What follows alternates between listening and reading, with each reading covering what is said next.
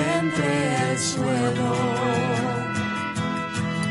Porque cuando la calaca regrese al caminador, no habrá mucho por allá, hallado.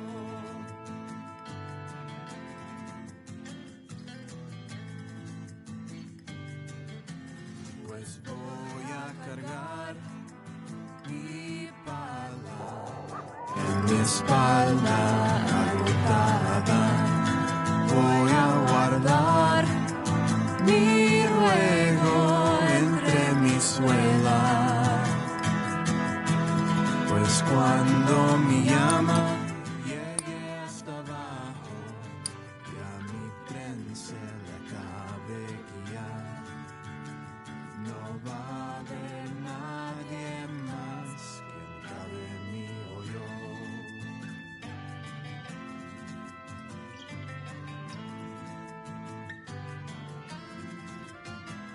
Pues yo no tengo amigo más que el viento y el mar. Y cuando esté frío y falta, estos son los que me enterrarán, que me entierran.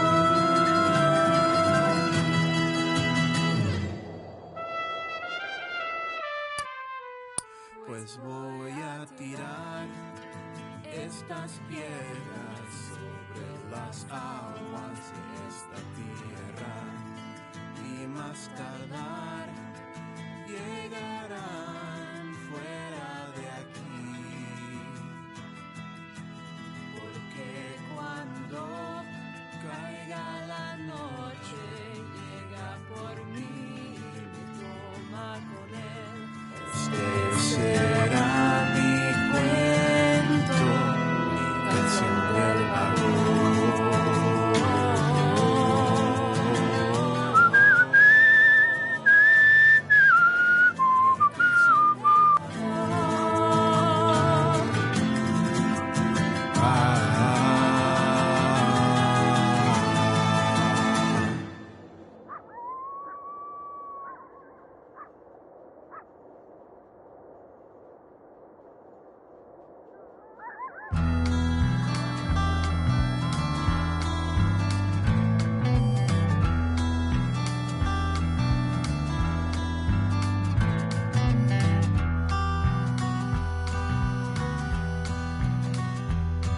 Was 3 days ride from Tulsa en route to Santa Fe.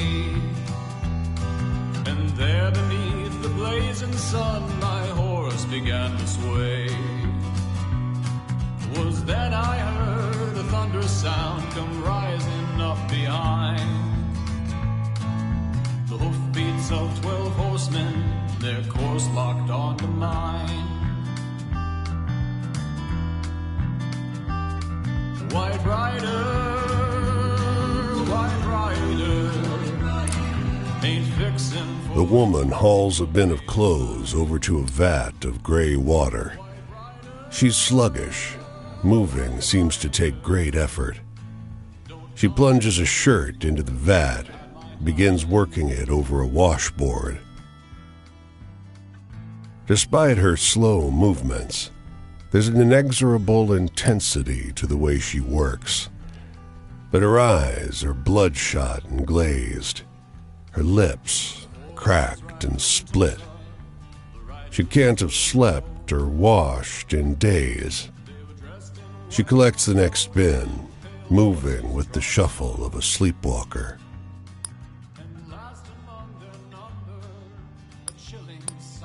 You enter the nearby shack. A man's inside, sorting through a jumbled bag of dirty clothes. You hear about Celia? I know how it looks, but she's fine, really. Since her daughter vanished, all she's been able to do is work. He smiles. Best worker I ever had. He jabs a finger at you. This isn't your business. Others have tried to help, but it's no good. All she wants to do is work. She gets agitated when she's disturbed. I make sure she doesn't work herself to death. I'm all she has." He shows you the door.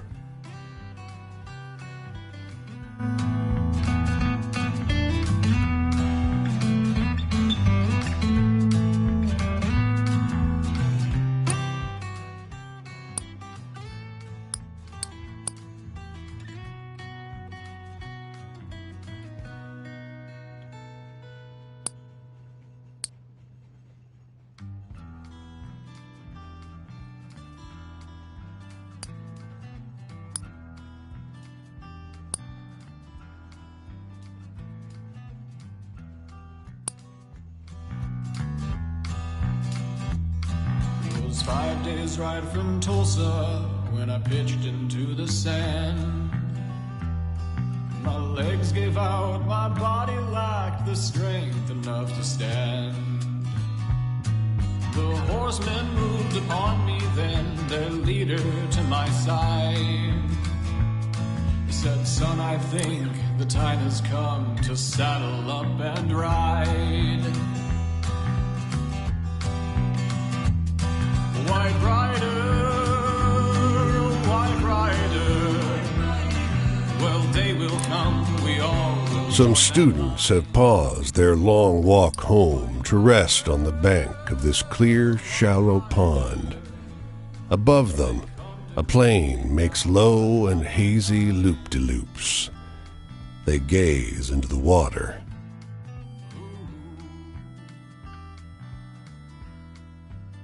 A young man points at a girl who stands alone on the shore.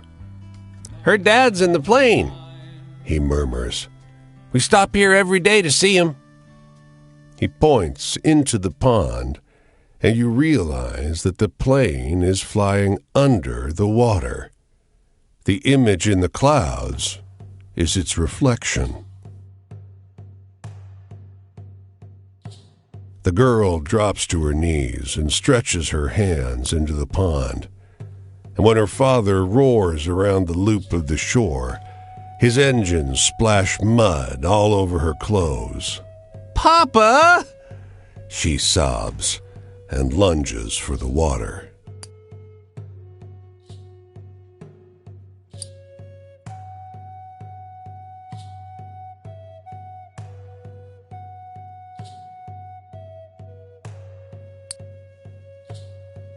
You hold her hand as she steps out onto a slippery rock in the shallows.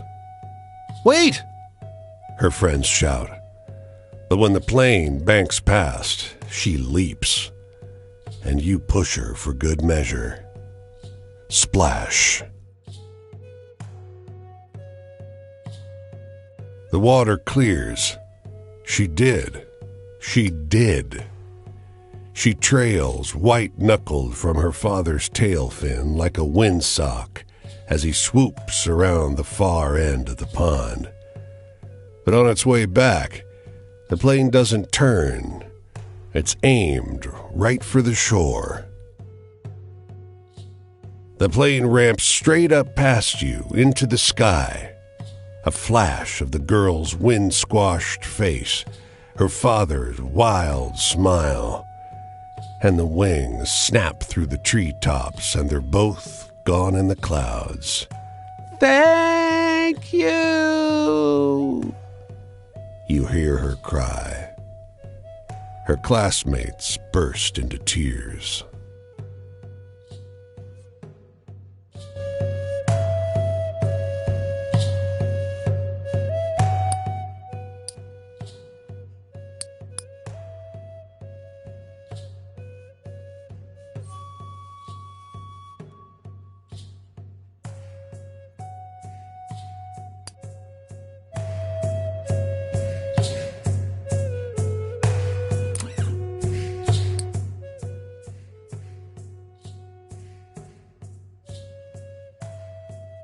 The handsome two-story adobe house sits at the corner of two main thoroughfares, a for sale sign tucked into one of its windows. An older man in a shabby suit rushes up to you. "Don't go in there." He shouts, waving his arms frantically. "That house is haunted!" The man droops. "Well, cursed. My former student built it. I taught him everything about how Santa Fe has its own climate, its own culture. My architecture exists in harmony with nature. And then he started his own business and took all my best clients."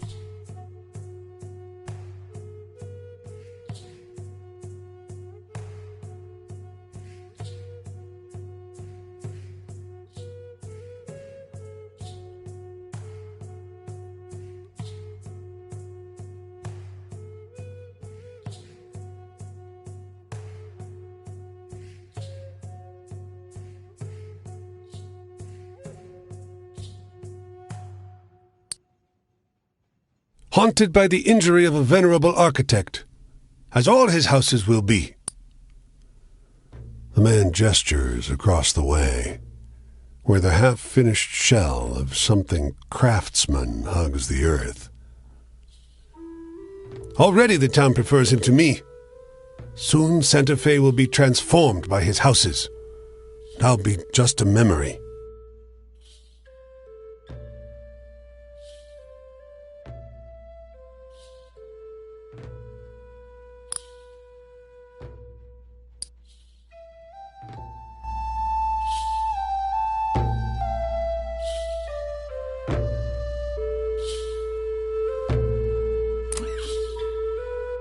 The only place in town that will let you through the door is a smoky-windowed lounge advertising cheap drinks and sweet-voiced singers.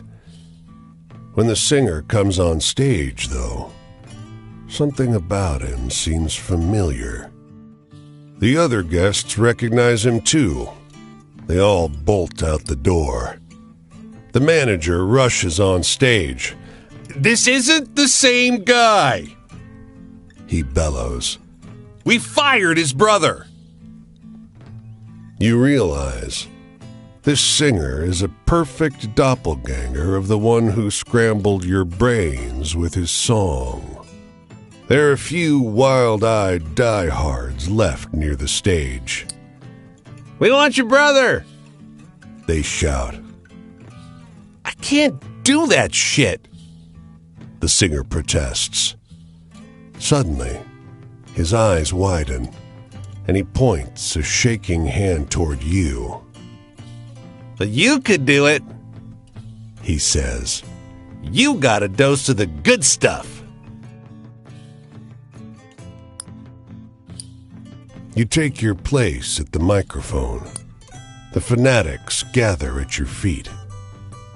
Men and women, old and young, lips parted in sweet anticipation.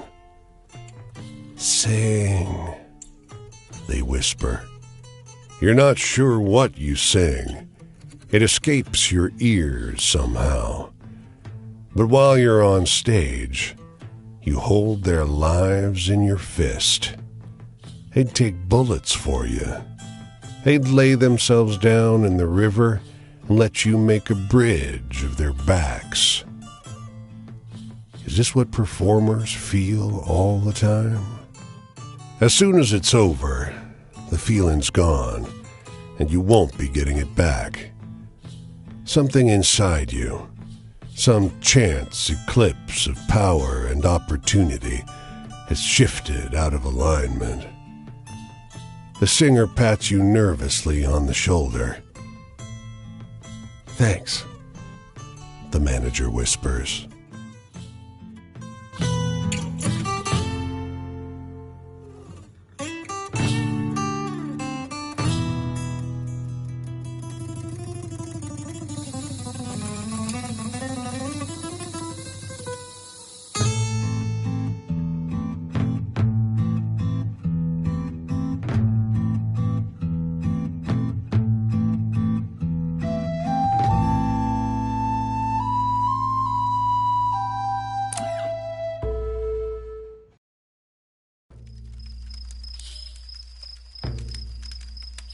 Buen día le dé Dios, stranger.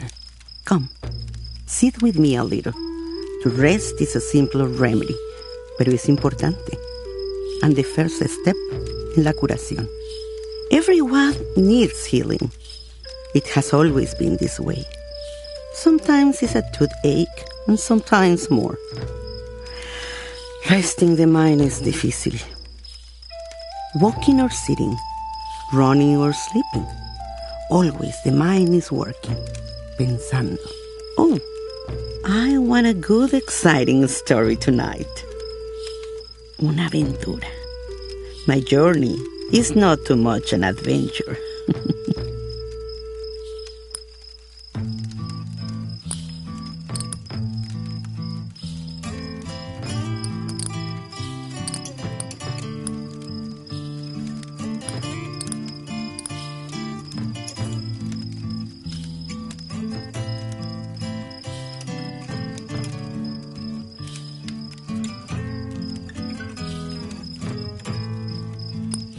How brave!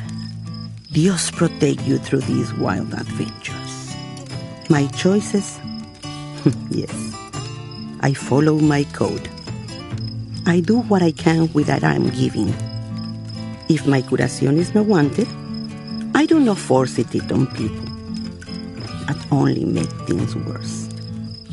Do you have any frightening stories? Have you seen the work of Las Brujas on your travels?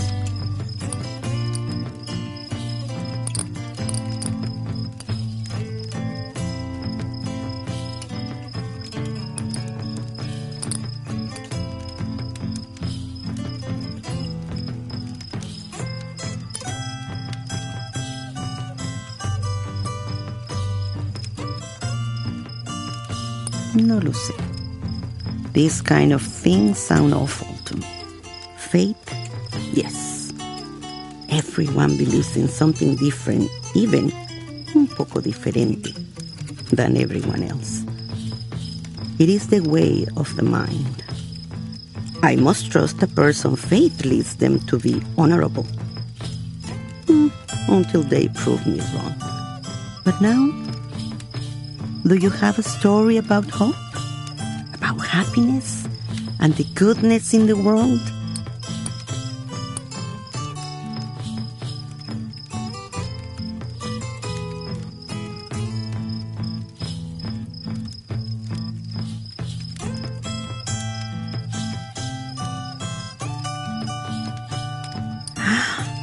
Mi corazón, that was a good story. My place? Well, as a healer, I must be both like a farmer and a vaquero. The plants that make las curaciones are best when wild. So I must be wild and free like a vaquero, but attuned to the land también. Oh, please, tell me a story sobre la esperanza and all the good in this world.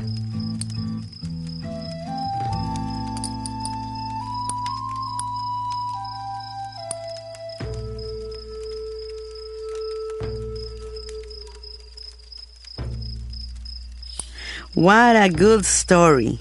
Esperanza. It is the most important, I think.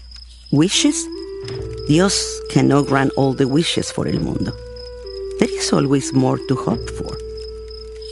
Pero we must make do with what is given to us. Oh, please, tell me a story.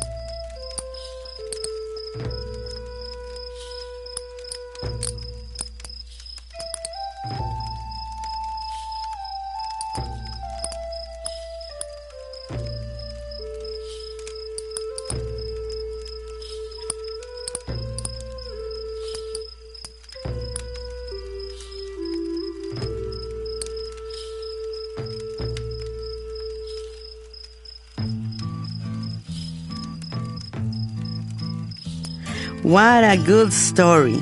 Esperanza. It is the most important, I think. Do not worry too much for el futuro. We work for it, sometimes too hard, and forget to cherish el presente. Easier to say than to do. You're kind to listen to una vieja talk of nada. I have learned mucho en mi vida. Now, I wish to share more than ever. Perhaps you want to hear this old woman talk again? I hope so. The road takes me this way. If your journey takes you there, look for me.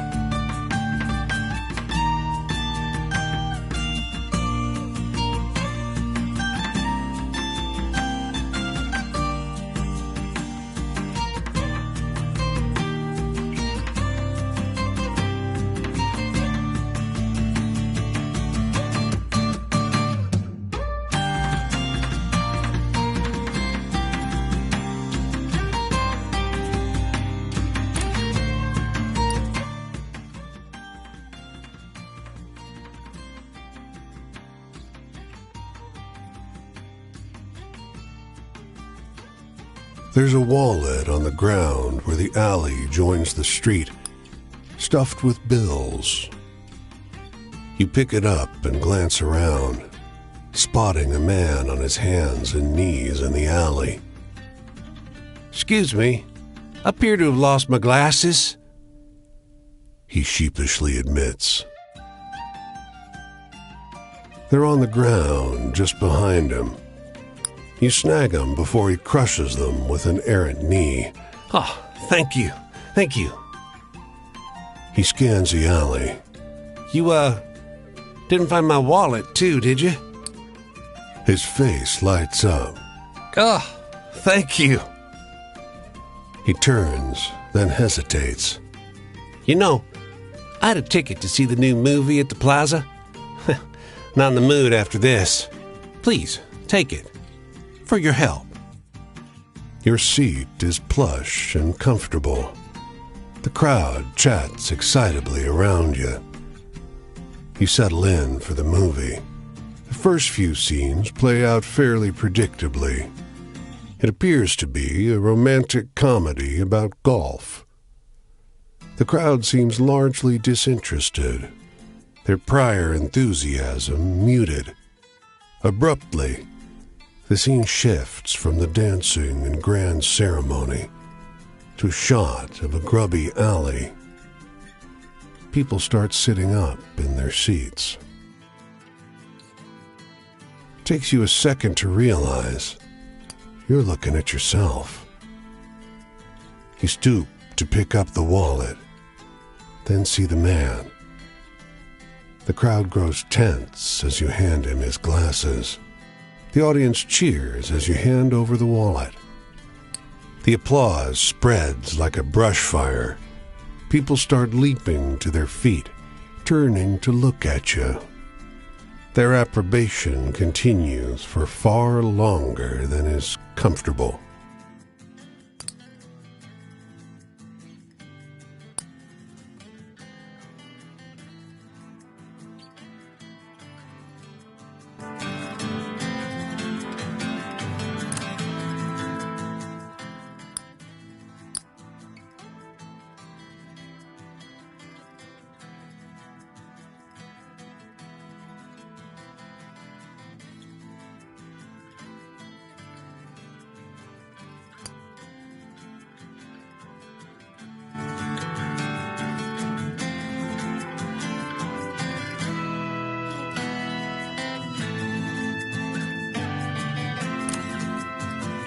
A group of men across the street from the jail wave you over. Thank God you're here. The man is sweating profusely. I thought George hadn't come through for us. Another eyes you appraisingly. Not much brawn on you. You better have the brains to compensate. No need to play dumb, it's just us here. We can speak openly. The sweating man seems impatient. Your role has changed slightly. You'll still be the distraction, but it's gotten riskier. Davis's fault. We think the guards recognized him. No time for that. The sweating man takes charge. We got the dynamite. We know the timings. The longer we wait, the riskier it gets. You. He points at you, then down the street. Make a scene. If you can involve the police, all the better. Then scram. It's too early for the shops to be open, but a car is parked awkwardly outside the grocer's. There are an unusual number of men in the street. Several have the awkward casualness of a policeman trying to look like a civilian. The gang is risking liberty, perhaps life, to rescue their own. Such loyalty is admirable. You could assist without being implicated.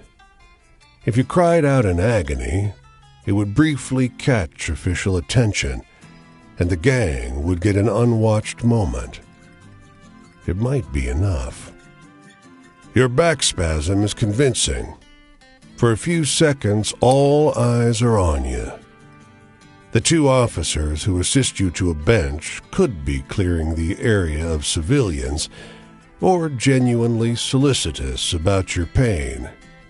Either way, you bought the gang a moment in which to plant the dynamite. A sudden recovery might seem suspicious. Boom! Well, that was impressive. You should probably make yourself scarce.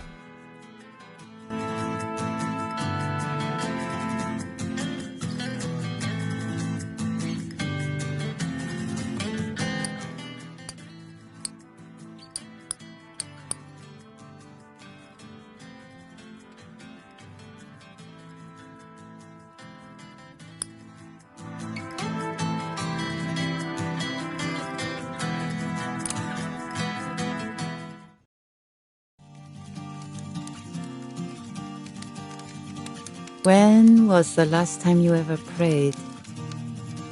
For me, it feels like a lifetime. My hands, I never thought I'd see my hands so worn, rough and yellow from the calluses. There's a sting like fiery needles like surging through my fingers. When my hands meet, the pain grows hotter and meaner. And my arm muscles contract as if they wish to rip through the skin. And yet, when these hands are picking fruit from the ground, the pain cruelly leaves. Un dolor y 20 centavos, $1.20 y the absence of a prayer. I never thought I'd see myself like this. Please share a story of hope with me.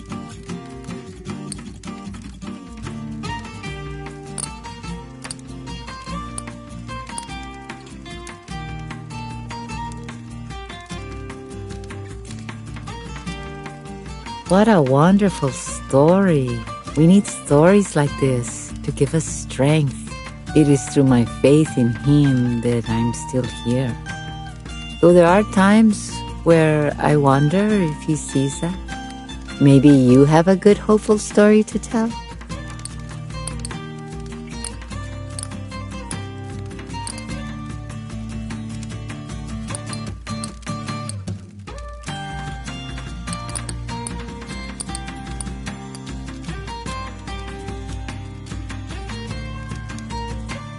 What a good story. I will remember it for a while. I know.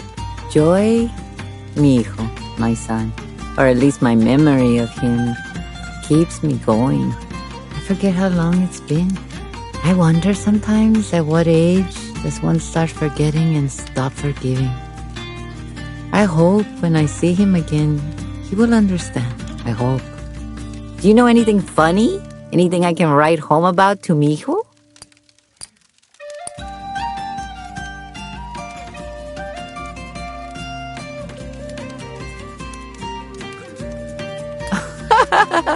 Oh, if mijo were here, I would tell him that one.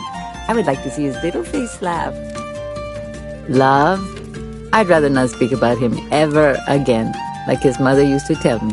Cuanto menos se dice, mejor te curas.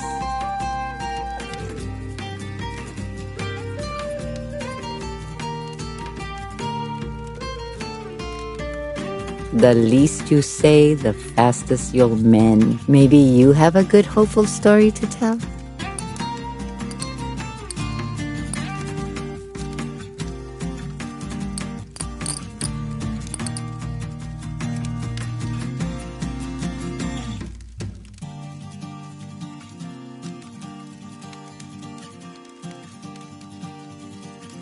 That is too frightening. Do not tell me that one again. My choices. I used to think that I choose to do what's best for me and my family, but in truth, there was no choice. When you're at your worst, there's nothing to decide, no fairness, no balance. You just wish and pray that wherever you go, you'll be able to keep moving, and my body can't take another step. Now, tell me a funny story. Make me laugh.